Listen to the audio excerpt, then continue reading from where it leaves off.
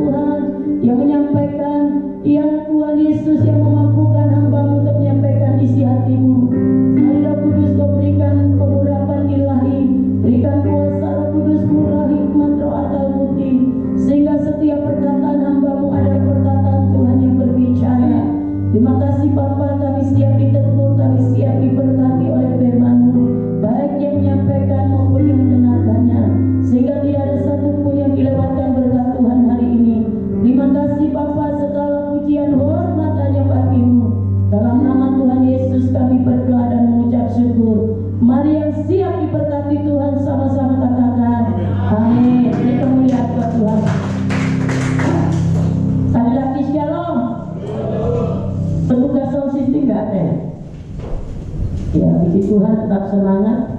Bapak Ibu, saudara yang dikasihi Tuhan, hari ini Tuhan berbicara tentang Allah berbicara melalui keadaan sekitar kita. Kira-kira Allah berbicara melalui keadaan kita, sekitar kita seperti apa? Nah, ini yang kita bahas hari ini. Bapak Ibu, sedikit saya mau sampaikan sesuatu untuk masa pandemi, himbauan dari pemimpin kita dari rayon supaya pembicara diatur gembala. Jadi saya selama pandemi ini udah bulan Agustus ya, kenapa kok gembala terus ya? Ini kita menjaga, kita nggak tahu hamba Tuhan dari mana. Ya, intinya dari lokal saja. Nah, jadi Bapak Ibu saudara yang dikasih Tuhan, untuk masa pandemi itu pembicara dari lokal ada sekali-kali, tapi enggak tiap minggu, saudara. Ini adalah himbauan dari pemimpin kita. Bapak Ibu tetap semangat, amin. Puji Tuhan. Mari kita buka di dalam Lukas pasal 7 ayat 16 sampai 17.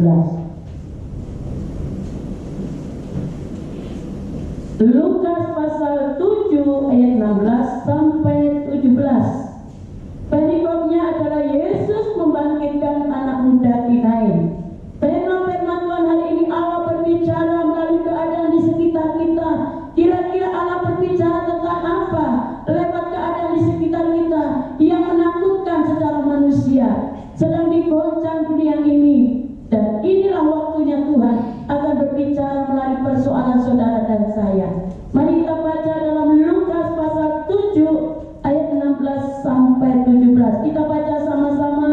Demikianlah firman Tuhan. 1, 2, 3. Semua orang itu ketakutan dan mereka memuliakan Allah. Sambil berkata, seorang nabi besar telah muncul di tengah-tengah kita, dan Allah telah melawan umatnya. 17. Maka tersiarlah kabar tentang Yesus di seluruh Yudea dan di seluruh daerah di sekitarnya. Bapak Ibu saudara yang dikasihi Tuhan, tidak peduli apa yang ada di sekitar kita, yang mengintari sekitar kita, tantangan, masalah, kesulitan, sakit penyakit, atau kematian. Hari-hari ini banyak kematian massal. Allah berbicara lewat persoalan ini. Allah berbicara lewat keadaan bangsa ini. Bagaimana supaya saudara dan saya menanggapi goncangan di dunia ini. Apakah saudara tetap setia di dalam Tuhan? Apakah saudara tetap mengandalkan Tuhan? Apakah saudara tetap berharap kepada Tuhan? Kalau Bapak Ibu baca tentang Lukas pasal 7 ayat 16-17, ini berbicara ada seorang anak yang sudah dipanggil Tuhan, yang sudah mati. Kalau kita baca dari awal, bagaimana seorang janda mempunyai anak satu-satunya, tapi diambil oleh Tuhan. Betapa sedihnya. Hari-hari ini di bangsa kita banyak kejadian-kejadian yang sangat menakutkan secara manusia. Kematian massal, pembunuhan massal, dan lain sebagainya. Allah dapat memakai menjadi sarana di dalam apa, saudara, di mana Dia dapat berbicara kepada kita. Suatu saat Tuhan Yesus pergi ke suatu kota yang bernama Nain. Murid-muridnya bersama Dia dan begitu banyak orang mengikuti Dia. Pada waktu itu Tuhan Yesus ada di kota Nain, dan di situ ada beberapa murid-muridnya mengikuti Tuhan Yesus. Ada kejadian-kejadian yang perlu ditolong oleh Tuhan. Hari ini apa yang mau ditolong oleh Tuhan? Melalui kejadian-kejadian yang Bapak Ibu alami. Tuhan Yesus ada di kota Nain. Tuhan Yesus menjumpai seorang anak muda yang mati dan diusung ke dalam kuburan. Suasana keadaan duka meliputi seluruh kampung itu. Bapak Ibu saudara yang dikasihi Tuhan, kalau ada yang meninggal di kampung kita, bagaimana suasananya? Ini ada seorang anak muda yang mati, anak satu-satunya seorang janda. Suasana kampung begitu menyedihkan secara manusia. Apa yang terjadi saudara? Suasana dan keadaan duka meliputi seluruh kampung. Dan apa yang dilakukan oleh Tuhan Yesus? Ia menjamah dan membangkitkan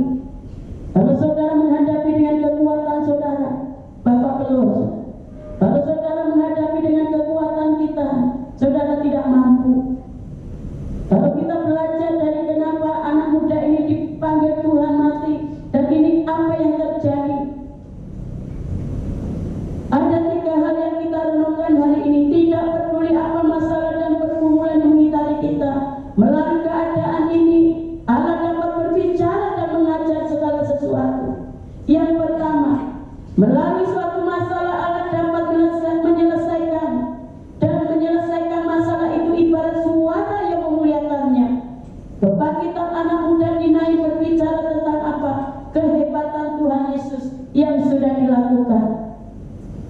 Kehebatan Tuhan Yesus yang sudah dilakukan melawat umatnya.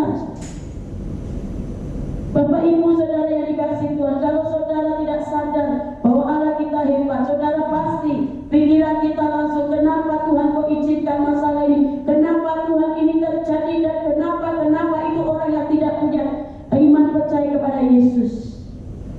Allah berbicara melalui persoalan kita, Allah berbicara melalui pergumulan kita. Ada apa Tuhan? Maksudnya apa Tuhan?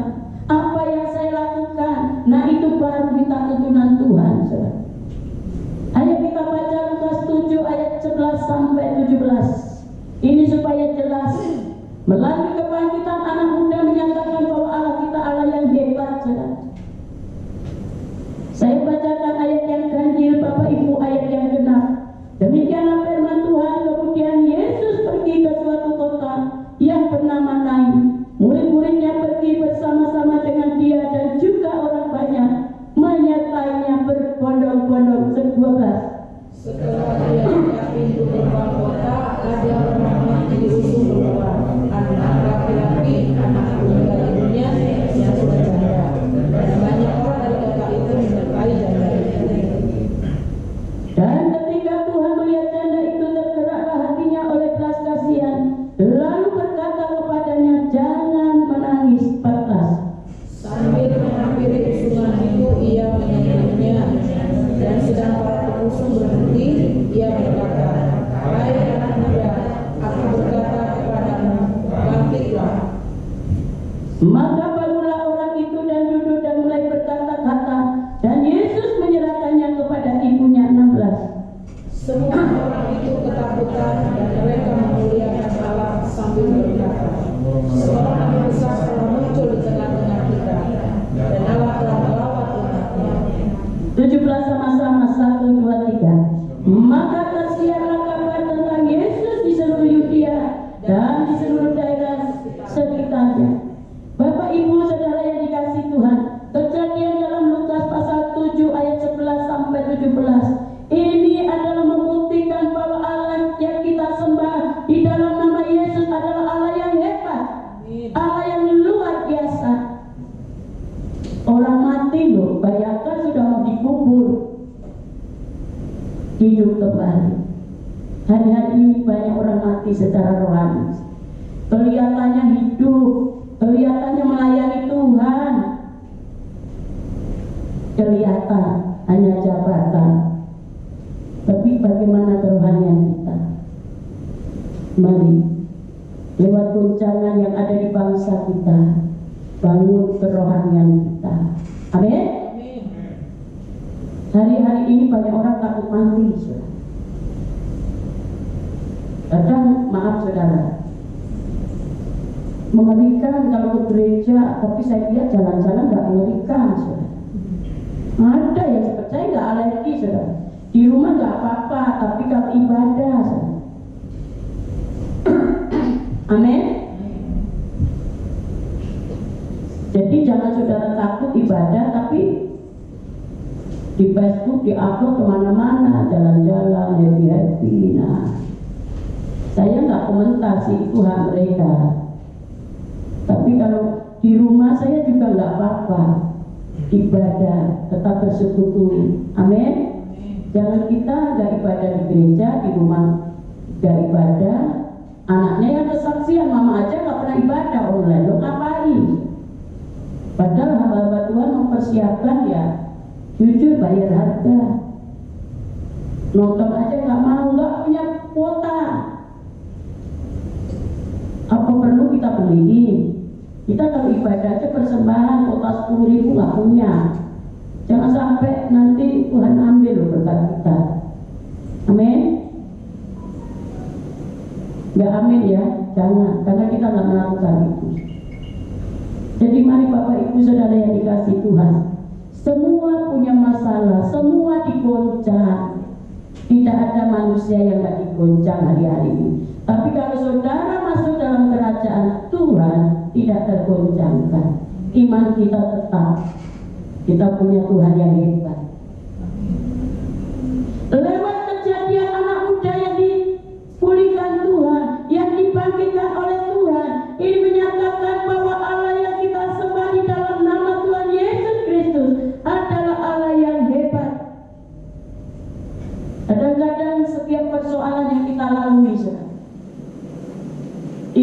membuat kita lemah kalau kita enggak terus kerohanian kita bangun di dalam Tuhan.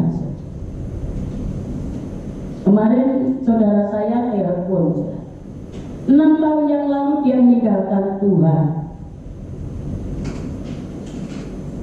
KTPK jadi I.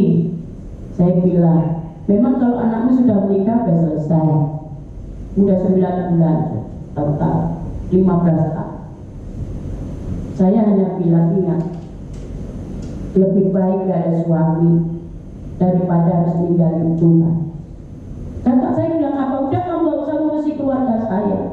Dosa biasa yang nanggung, hebat banget nanggung dosa manusia. Kemarin telepon curhat mama saya. Itu suami istri ponakan pergi sudah sebulan. Bawa motor 3 semua udah dijual. Nggak kerja, makan nebeng sama nenek ibu saya. Karena kakak saya juga nggak kerja, istrinya nggak kerja. Bayangkan, seorang jompo ngopeni 2 keluarga. Mama saya itu hidup dari Tuhan lewat ya bantuan, ya maaf puji Tuhan. Saya tiap bulan rutin sama kakak saya di Jogja. Itu 2 orang itu, anaknya 5, tapi 2 orang itu aja. Bapak Ibu saudara yang dikasih Tuhan, yang punya orang tua sayang, itu melayani Tuhan. Jangan saudara hura-hura koyak sama teman-teman sama orang tua beli. Selagi masih ada, senangkan orang tua. Mama saya bilang, nih sekarang keadaannya seperti ini. Saya bilang gini, Bu, Ibu termasuk kompromi waktu menikah mendukung. Ibu minta ampun sama Tuhan sebelum dipanggil Tuhan. Minta ampun, bertobat, kembali sama Tuhan. Ayo semua kembali kepada Tuhan. Kalau kembali minta ampun kepada Tuhan, saya percaya dipulihkan. Amin. Semua punya latar belakang yang tidak baik. Yang diminta Tuhan adalah pertobatan kita. Jadi hati-hati Bapak Ibu saudara yang dikasih Tuhan, yang merasa mapan, jangan terlena dengan harta yang kita miliki. Kalau saudara dan saya hari-hari ini diberkati Tuhan, jangan kita terus fokus dengan kekayaan kita. Sekaya-kayanya orang pada saat dipanggil Tuhan, jemputnya juga ambulan, nggak Alphard kok. Betul apa benar? Betul. Iya. Selagi masih ada, ayo cari Tuhan. Walaupun ibadah di online, puji Tuhan, ayo lakukan dengan setia. Jangan ke gereja enggak, di rumah enggak, tapi banyak ngomong. Nah, banyak ngomong sama Tuhan saja. Amin. Kesembuhan orang lumpuh diturunkan. Di sini dikatakan kesembuhan yang Tuhan bangkitkan orang mati, yang Tuhan bangkitkan orang mati di situ menjadi kesaksian banyak orang. Maka tersiarlah kabar tentang Yesus di seluruh Yudea dan di seluruh daerah sekitarnya. Mari kita harus tampil beda dengan orang-orang di sekitar kita. Walaupun kita punya pergumulan, kita harus tegar, kita harus kuat, harus semangat. Kalau kita kuat, kita semangat, saudara, kita bisa mampu melewati pergumulan demi pergumulan. Amin. Bapak Ibu saudara yang dikasih Tuhan, masalah apa lagi yang ada di sekitar kita? Kita baca yuk Kejadian orang lumpuh yang diturunkan dari atap. Markus pasal 2 ayat 12. Tadi orang lumpuh, Tuhan berbicara masalah orang mati, orang mati yang sudah mati mau dikubur bangkit. Nah, ada kuasa mujizat Allah. Yang kedua, kejadian yang kedua, Markus 2 ayat 12. Allah berbicara di sekitar kita. Kira-kira berbicara tentang apa? Markus pasal 2 ayat 12, 1, 2, 3. Dan orang itu pun bangun segera mengangkat tempat tidurnya dan pergi keluar di hadapan orang-orang itu.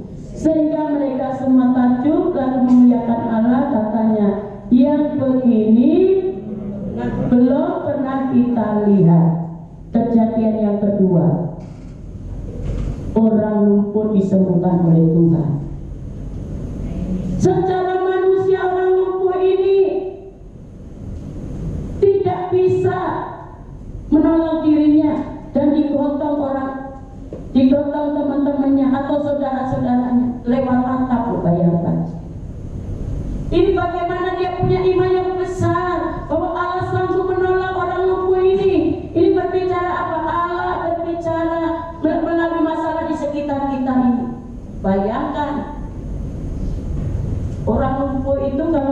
angkat berat itu lewat atap ya. Itulah berbicara apa? Kalau saudara punya masalah jangan menyerah. Yang setuju katakan amin. Jangan menyerah. Kadang-kadang Tuhan uji seberapa kesungguhan kita, seberapa keseriusan kita. Minta tolong sama Tuhan. Jangan kita punya masalah, Tuhan tolong saya. Ya kalau Tuhan tolong ya puji Tuhan, kalau enggak apa-apa. Ya. Sampai doa kita dijawab Tuhan. Jangan menyerah. Ku tak akan menyerah dalam apapun juga. Suaranya panas, tapi tidak apa-apa. Yang penting hati kita meluap ucapan syukur. Amin. Jadi contoh yang kedua ini berbicara apa? Tuhan berbicara lewat masalah di sekitar kita. Contoh yang kedua adalah orang lumpuh. Orang lumpuh ini digotong melalui atap karena lewat jalan biasa nggak mungkin berdesak-desakan. Ini apa berbicara? Supaya saudara dan saya pada saat doanya belum bicara, tetap serius, tetap terus. Seperti apa? Seorang janda yang dibela seorang hakim itu, daripada bikin saya risih, ganggu saya, udahlah tak tolong aja, tak tolong saja. Nah, mari Bapak Ibu Saudara yang dikasih Tuhan, Allah berbicara melalui keadaan di sekitar kita. Yang pertama adalah orang yang mati dibangkitkan Tuhan. Ini menandakan kehebatan Allah kita itu memang nyata dahsyat. Di poin yang kedua, orang lumpuh yang digotong 4 orang temannya diusung ke atas, bayangkan kekuatannya luar biasa. Akhirnya apa terjadi? Mujizat Tuhan. Jangan menyerah apa yang kau alami hari-hari ini. Kadang Tuhan uji seberapa keseriusan kita minta tolong kepada Tuhan. Seandainya saya ada sesuatu, saya minta tolong Pak Niko, saya minta tolong dong. Bapak mau tolong saya enggak? Kalau enggak kebangetan. Waduh, kira-kira Pak Niko gimana?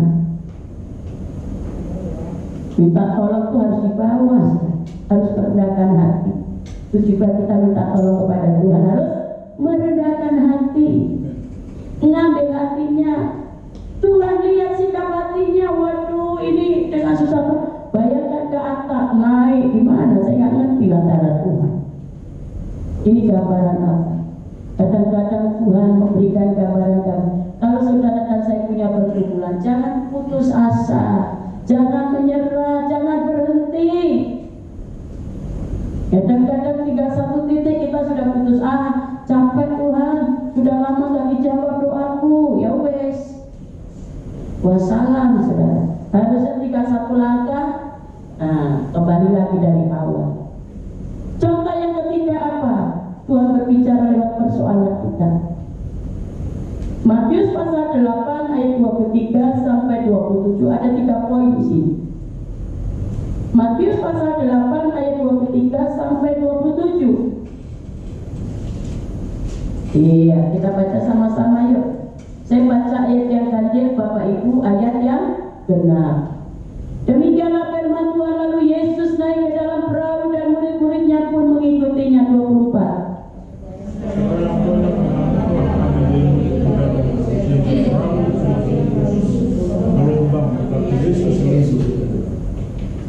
Maka datanglah murid-muridnya membangunkan dia, katanya, Tuhan tolonglah, kita binasa punah.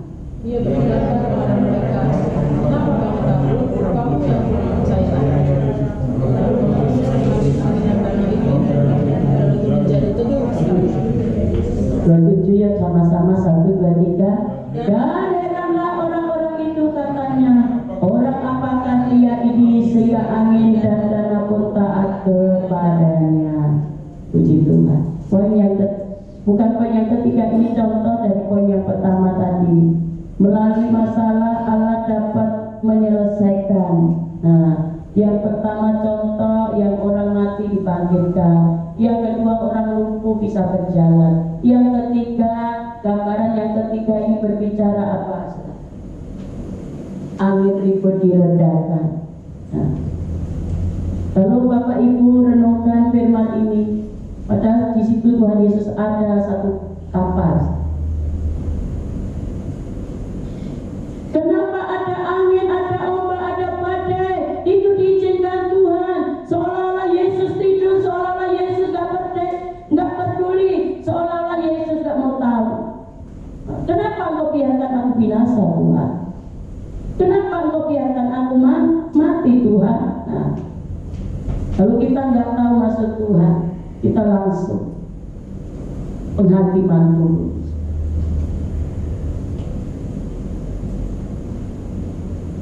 Angin ribut menciptakan suara, siapakah orang ini sehingga angin dan gelombang pun tunduk padanya.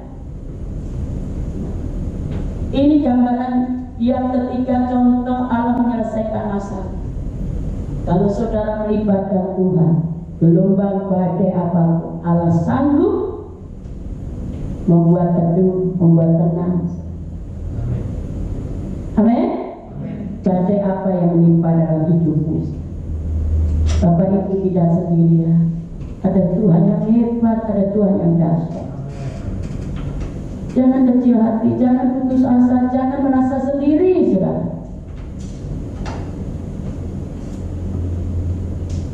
Hari-hari ini kalau saudara nggak cari Tuhan, aduh, siap-siap aja saudara mengalami hal yang tidak. Bukan saya mengancam, saudara. Saya mengajak seluruh dan jemaat GBI Granada, biar hati kita terpaut kepada Tuhan. Amin. Saya sering saksikan kepada jemaat. Kalau sampai hari ini saya sehat, saya tetap melayani Tuhan.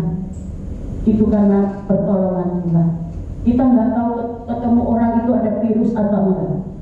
Kita berjaga-jaga, yes. Kita pakai masker, cuci tangan, segala macam, yes. Tanpa perlindungan Tuhan bisa. Yang pertama perlindungan Tuhan. Makanya kalau saya berdoa, Tuhan, Kau memberkati seluruh sidang jemaat. Siapapun mereka berjumpa, Kau kuduskan dalam nama Yesus. Perusahaan-perusahaan mereka, keadaan mereka, rumah tangga mereka. Doakan, saudara. Kita nggak tahu teman dekat kita kena nggak. Virus itu nggak kelihatan tapi menggoncangkan dunia. Tapi kita yang terus terpaut kepada Tuhan, iman kita tidak tergoncangkan. Amin. Itu yang kita mau, saudara. Apalagi Tuhan. Mari, hari-hari ini bukan semakin baik, saudara. Tanda-tanda akhir zaman sudah dekat. Kedatangan Tuhan sudah dekat. Tanda-tanda akhir zaman apa? Orang tua membunuh anak, anak membunuh orang tua, orang yang semakin baik, yang jahat semakin jahat. Sudah terjadi. Bangsa melawan bangsa sudah terjadi. Kita di dalam golongan yang mana? Biarlah hati kita tetap terpaut kepada Tuhan. Supaya hidup kita selalu dalam perkenanan Tuhan, hidup dalam kasih Tuhan. Poin yang kedua, saudara, melalui masalah Allah berbicara dan menyatakan kepada kita arah mana yang harus kita jalani. Dalam persoalan yang kita lalui, yang kita lewati, kita minta tuntunan Tuhan. Apa yang harus saya lakukan, Tuhan? Bagaimana saya harus bertindak, Tuhan? Minta tuntunan Tuhan. Hari-hari ini kalau saudara tidak minta tuntunan Tuhan, Bapak belum. Saya kemarin melayani pemberkatan nikah. Sampai anak saya ini, Mama, apa? Terus ibu aja ngomong firman Tuhan itu terus. Saya bilang, kalau saya menyampaikan firman Tuhan, kalau tidak pandemi, tiap minggu sih melayani. Kalau pemberkatan nikah ini kan sudah bertahun-tahun nggak berganti, jadi benar-benar persiapannya ini, walaupun nggak sempurna. Paling tidak kita mau belajar bagaimana memberi yang terbaik buat Tuhan lewat jemaat. Amin. Harus persiapan. Kemarin habis itu kita pelayanan lagi, persiapan lagi firman sampai malam. Kalau saya tidak persiapan, saya berdiri di mimbar, saya nggak pede, nggak percaya diri. Persiapkan roh, persiapkan materi firman Tuhan. Poin yang kedua, melalui masalah Allah berbicara dan menyatakan kepada umatnya arah mana Tuhan yang harus kita jalani. Karena itu kita harus berdoa, kita harus banyak membaca firman Tuhan. Apakah jalan yang harus kita ambil bertentangan dengan kehendak Tuhan? Nah, kita minta tuntunan Tuhan. Kita baca Mazmur 25 ayat yang keempat. Poin yang kedua, kita minta tuntunan Tuhan. Kita baca Mazmur 25 ayat yang keempat. Dengan cepat, satu ayat nanti, satu poin lagi. 1, 2, 3. Beritahukanlah jalan-jalanmu kepadaku ya Tuhan, tunjukkanlah itu kepadaku. Nah, ayo suami istri minta tuntunan Tuhan, minta petunjuk Tuhan. Jalan Tuhan tidak selamanya rata, jalan Tuhan selalu benar. Walaupun secara manusia banyak masalah, Tuhan itu tidak pernah menjanjikan umatnya hidup tanpa masalah. Yohanes 16 ayat 33, dalam dunia kamu menderita penganiayaan, tetapi kuatkanlah hatimu. Penderitaan berbicara persoalan hidup. Tetap kuat, tetap semangat. Aku telah mengalahkan dunia. Tuhan yang menyelesaikan masalah itu. Poin yang terakhir, saudara, melalui masalah supaya kita berdoa bersekutu dengan Allah yang memberi lebih dari apa yang kita minta, kita doakan. Saya pesan sama anak saya tadi nanti, kamu saya lihat bangun hubungan dengan Tuhan berkurang. Ih mama, gak boleh begitu ma. Maksud saya harus lapor mama. Oh ya puji Tuhan, saya pengen tahu aja jawaban. Masalah apa yang ada di dalam hidup kita? Mari keintiman dengan Tuhan kita tingkatkan. Keintiman dengan Tuhan kita tingkatkan, bersekutu dengan Tuhan kita tingkatkan, bangun kerohanian kita kepada Tuhan. Karena Allah sanggup melakukan apa yang kita minta, karena Allah sanggup mengasihi saudara dan saya, karena Allah adalah Allah yang murah hati.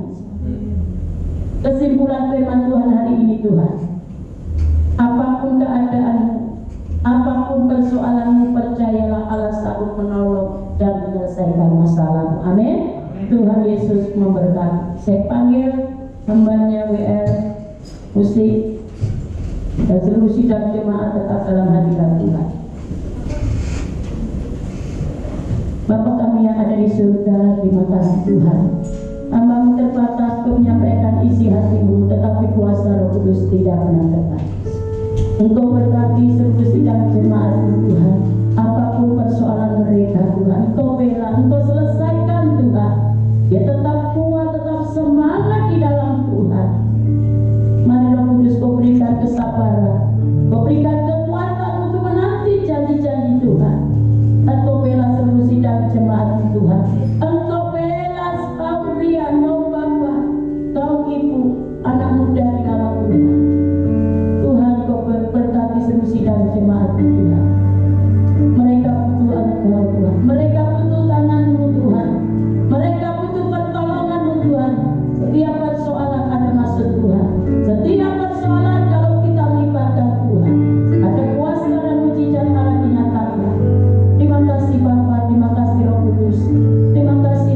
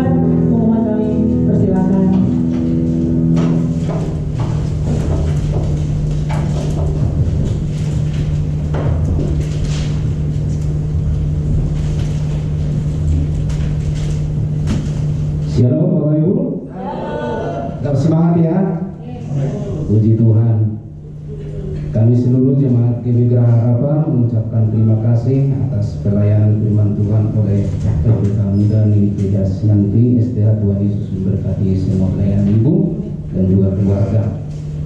Kami menyambut Bapak Ibu Saudara yang pertama kali hadir dalam ibadah raya GGW Harapan. Ada yang baru pertama kali hadir, kami persilakan untuk berdiri. Tidak ada ya. Menjadi kerinduan kita semua berdoa bagi jiwa-jiwa baru untuk datang ke tempat ini, sehingga lebih banyak lagi yang diselamatkan untuk kemuliaan nama Tuhan. Pengumuman dana pembangunan amplop biru sampai minggu yang lalu 138.011.000. Sumbangan sukarela dari 58 kakak sampai minggu lalu 113.185.000. Total dana 251.196.000. Yang sudah digunakan atau yang sudah terpakai 54.883.000, sehingga total dana yang ada 196.313.000. Ada sumbangan bahan bangunan 50 sak semen dari jemaat. Bagi Bapak Ibu Saudara yang belum mendapat amplop putih, yaitu formulir untuk sumbangan sukarela pembangunan rumah Tuhan, dapat mengambil ke sekretariat agar dapat diisi dan dikembalikan ke sekretariat. Terima kasih untuk partisipasi Bapak Ibu. Kami percaya Bapak Ibu pasti akan mendukung dalam doa dan dana. Kegiatan sepekan, yang pertama, ibadah tengah minggu diliburkan sementara waktu sampai pemberitahuan lebih lanjut. Dan yang kedua, untuk hari Rabu tanggal 2 September 2020 ada rumah doa di gereja jam 10 pagi. Ibadah raya minggu depan tanggal 6 September 2020 diadakan 3 kali tetap, yaitu ibadah yang pertama pukul 7.30, ibadah yang kedua pukul 10, dan ibadah yang ketiga pukul 17.00. Ibadah sekolah minggu masih lewat online atau YouTube. Bagi jemaat yang sudah menetap menjadi jemaat GBG Harapan, minimal 3 bulan dapat mengajukan pembuatan KKJ dan mengisi form yang sudah disediakan dan melampirkan fotokopi KTP serta pas foto 3x4 berwarna 2 lembar, dan diharapkan dapat mendaftarkan diri ikut serta dalam diakonia kedukaan sebesar 10.000 setiap kakak per bulan. Hal ini diperlukan untuk kedukaan bagi setiap jemaat yang menjadi peserta, agar diambil surat penyerahan anak atas nama Vida Banugita Sianturi.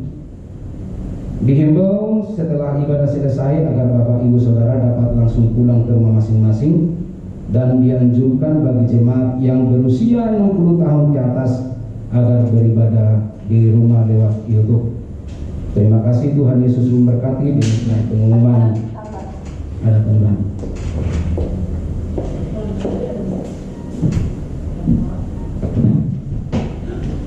Shalom Bapak Ibu Saudara yang dikasihi Tuhan. Ini saya mau sampaikan untuk Natal, baik Natal umum maupun Natal sekolah minggu. Saya mau sampaikan tidak ada Natal ya.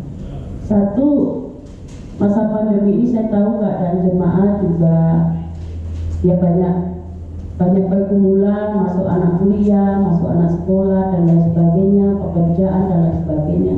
Jadi Natal nanti paling tanggal 25 Desember ibadah biasa, nanti jemaat kita kasihlah konsumsi apa. Dan untuk sekolah minggu tidak ada Natal, tidak ada hadiah, dari rayon juga nggak ada, cabang rati nggak ada Natal sekolah minggu. Saya tidak mau memberikan apa meminta jemaat untuk memberi Natal, enggak.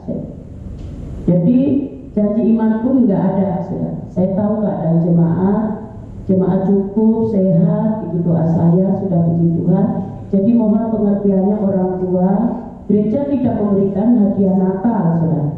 Dan saya tidak memungut untuk persembahan Natal jemaat, saudara. Ya, biasanya kita adakan janji iman. Paling persembahan biasa itu pun untuk konsumsi tanggal 25. Kalau mengambil budget di mana? Pembangunan nggak mungkin saya ambil untuk Natal sekolah minggu atau Natal umum, karena ini kita komitmen untuk pembangunan rumah Tuhan. Nah, untuk diakonia itu untuk yang sakit, yang meninggal. Jadi semua tertib, saudara. Nah, terus untuk perpuluhan itu operasional, saudara. Jadi semua sudah ada job-jobnya. Jadi sekali lagi mohon pengertian orang tua, kalau tidak ada Natal tahun ini untuk sekolah minggu, mohon tetap semangat, kasih penjelasan anak-anaknya, ya. Saya percaya anak-anak ngerti kok kalau orang tuanya memberikan penjelasan. Cabang ranting Rayon 18 tidak ada Natal sekolah minggu. Saya sudah sharing, sudah konseling dengan Kak Rayon lewat Ibu Gembala Sutanti. Saya juga ngobrol dengan bapak-bapak gembala karena kemarin ada pertemuan di Cikarang. Jadi fokus saat ini yang penting kita bisa ibadah, membangun hubungan dengan Tuhan dan sudah puji Tuhan, saudara. Amin. Jadi tolong ibu-ibu, bapak-bapak mengerti kalau tidak ada hadiah Natal sekolah minggu, mohon dimaklumi. Saya juga nggak minta persembahan untuk sekolah minggu selama online juga tidak ada sama sekali. Nah, saya pun juga ngerti nggak masalah, saudara. Yang penting anak-anak tetap ibadah, kita layani, saudara. Itu gereja yang bisa kita lakukan. Ya puji Tuhan, GPI Gradapa sudah mendaftarkan jemaat-jemaat dalam yayasan untuk diakonia. Pada saat dipanggil Tuhan sudah ada semua, saudara. Jadi nanti begitu dipanggil Tuhan, itu gereja nggak keluarin 4 juta lagi, langsung yayasan turun karena dana itu sudah disetor, saudara. Jadi iuran 10.000 itu dari kita untuk kita, saudara. Jadi Bapak Ibu 10.000 satu keluarga. Ini persiapan karena kematian itu sesuatu yang pasti. Nggak mungkin kita hidup di dunia selamanya. Ya kita berdoa panjang umur terus, tapi bukan berarti hidup selamanya di dunia, saudara.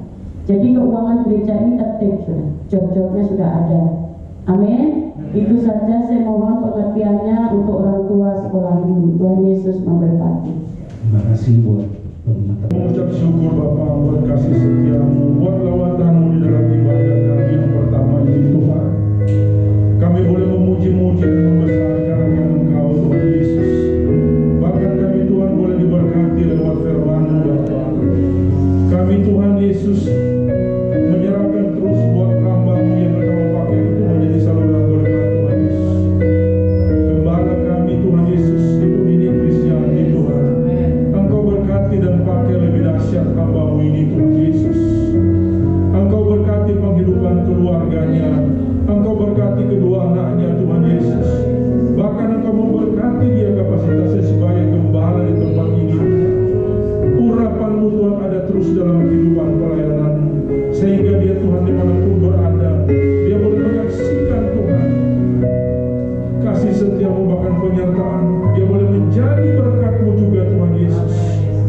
Bapa di dalam surga, kami semua Tuhan Yesus, hamba-hamba-Mu Tuhan yang ada di bawah pelayanannya juga Tuhan Yesus. Engkau ikat kami semua dengan tali kasih-Mu Tuhan Yesus. Kami boleh ada sehati untuk melayani-Mu Tuhan Yesus. Bahkan Engkau memberkati sampai ke umat-umat-Mu jemaat-Mu saat ini Tuhan Yesus. Kami percaya Tuhan Yesus ketika mereka datang Tuhan tidak seperti mereka pulang. Mereka datang dalam pergumulan, kami percaya saat ini setiap pergumulan mereka Tuhan Engkau telah jawab. Bahkan apabila mereka dalam keadaan sakit penyakit Tuhan Engkau sembuhkan. Mereka dalam kekurangan Engkau cukupkan Tuhan Yesus. Bahkan mereka dalam terpuruk tidak berdaya, Roh Kudus Tuhan bangkitkan roh mereka saat ini. Terima kasih Bapa, kami menserahkan terus tuh umat-umat-Mu Tuhan, jemaat-Mu di tempat ini. Biar dalam kondisi situasi seperti ini Tuhan, mereka Tuhan boleh tegar di dalam Engkau Tuhan Yesus. Berkati setiap mereka Bapa. Saat ini kami berdoa juga buat Karayon kami Pak Andi Markus, berkati pakai hamba-Mu lebih dahsyat, dia boleh menjadi berkat buat kota Bekasi. Bahkan kepala pembina kami beserta 4 wakilnya juga Kau berkati Tuhan. Dimanapun mereka saat ini melayani, Tuhan sertai. Pakai mereka lebih heran, pakai mereka lebih dahsyat. Kami percaya bahwa tanda-tanda heran ini akan menyertai setiap mereka Tuhan Yesus. Di mana mereka melayani Tuhan boleh menjadi berkat, baik bangsa ini maupun bangsa yang ada di muka bumi ini Tuhan Yesus. Saat ini kami bawa juga terus Tuhan untuk bangsa kami ini ke dalam tangan-Mu Tuhan, berkati bangsa ini. Engkau tahu Tuhan apa yang terjadi buat bangsa kami ini, tetapi kami percaya setiap persoalan, setiap masalah di bangsa ini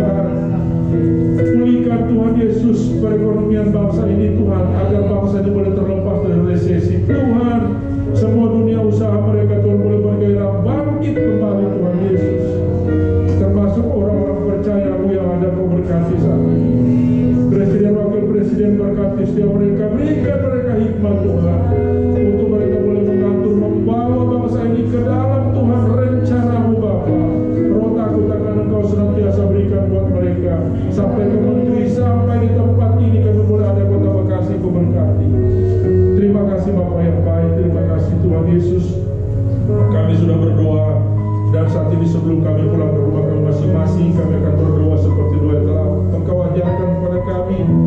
Bapa kami yang di surga, dikuduskanlah nama-Mu, datanglah kerajaan-Mu, jadilah kehendak-Mu di bumi seperti di surga. Berikanlah kami pada hari ini makanan kami yang secukupnya, dan ampunilah akan segala kesalahan kami, seperti kami juga telah mengampuni orang yang bersalah kepada-Mu. Dan jangan membawa kami ke dalam pencobaan, tetapi lepaskan kami daripada yang jahat, karena Engkau yang punya kerajaan dan kuasa dan kemuliaan sampai selamanya. Kami akan mempersiapkan nanti kami untuk berkat dan sampaikan pertama. Kekasih-kekasih Tuhan, puji mata Tuhan, umat kesayangan Tuhan, pulanglah membawa berkat daripada Tuhan, berkat damai sejahtera sukacita, berkat yang berlimpah-limpah